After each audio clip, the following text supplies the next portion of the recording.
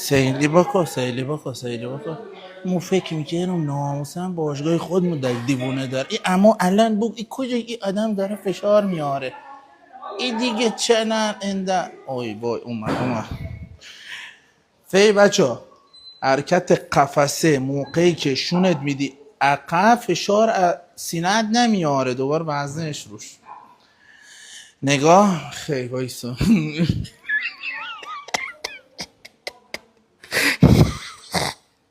میگم گناه داره فقرا خدا غضب بکنه از شما من چه جو حالی ای بکنم.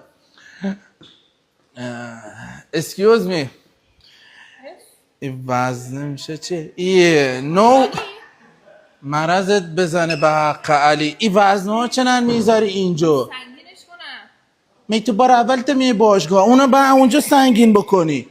ما فکر میکردم باشگاه خودمو دک دیوونه همین فکر کردم باشگاه خودمو علی و سعید دک دیوونه تو آن بتر اونا اینا از کجا اومده ای تو هیچی همین که داره زن داره ای